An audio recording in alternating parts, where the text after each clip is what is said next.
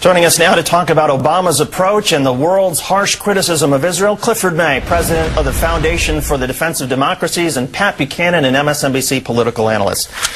Pat, we knocked this around the other night, sure. Obama's silence. I want to start at a different point. A lot of people have criticized Israel for its disproportionate response, and yet, after 9/11, the United States went into Afghanistan and killed a lot of people. Some would argue a lot more than were killed with 9/11. What's the difference? Well, the difference is, in my judgment, Afghanistan, Al-Qaeda was responsible for bringing down those towers. If the Afghans had dealt with them, given us Osama bin Laden, we would not have gone in. We had a justification that was an act of war. The Israelis have been hit for 6 months with these little rockets, which didn't kill anybody. It was outrageous, cruel, and stupid, and they triggered a blitzkrieg against the Palestinians in Gaza, which, in my judgment, is an Israeli concentration camp where 1.5 million people are locked up, cannot come out or go in. They've been controlling food, electricity, fuel, and the innocent people in Gaza are the ones suffering. Concentration camp, Pat, doesn't that diminish the significance of the real concentration camps? No, I'm not talking about a death camp. I'm talking about what the British had in concentration camps in South Africa, and what the Spanish had in Cuba, and what others have had, where they bring all these people, lock them in there, and treat them with great cruelty, and a humanitarian disaster, despite what Zippy Livni says.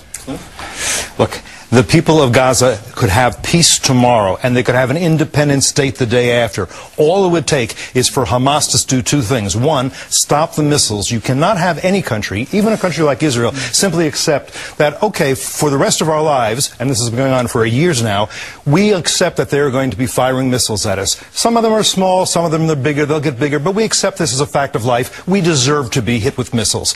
All Hamas would have to do is say, no more missiles starting tomorrow, we understand. And by the way, we accept Israel as a state, as a neighbor. We just want to negotiate the borders. Now, Hamas cannot do that because of its religious conviction that infidels may not, anywhere in the Middle East, be in power. Cannot do it. The best thing... All right, I don't want to go too long. But what I'm saying is, it's not a concentration camp. They could walk out of it tomorrow. They could walk to Egypt, by the way.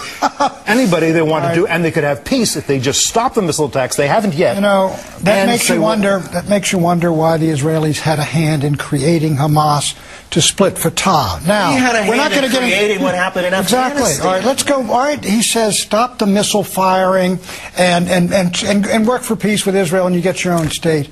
Why don't they have a state on the West Bank then? They have done that, and the Israelis continue to steal their land. They build outposts and settlements. Jerusalem, that's why there's some issues that are unresolved. Let me mention. Hold it. Let me talk here a second. And they have, of course, they have not agreed to have the Palestinians have their own capital in Jerusalem. The point is, why haven't they given back the Golan Heights? It's been peace on the Golan Heights since 1973. As you know, in 2005, Israel decided to leave Gaza, end the occupation of Gaza. Every soldier, every settler came out. And the rationale was, look, if it's our occupation that's causing the violence, let's see what happens from our absence. They left, and there was a chance then that Hamas or the Palestinians then could have put hotels on the beaches, they could have had factories and schools, they could have taken over the greenhouses, and instead they made it into a terrorist enclave. Had they done the other thing, had they made... Let me say this. Had Gaza become a functioning and free state, then the pressure inside Israel to give up everything, or 97% of what's in the West Bank, would have been enormous. There was no such pressure because Gaza became Hamas. This is the Israeli Defense Ministry, excuse me, but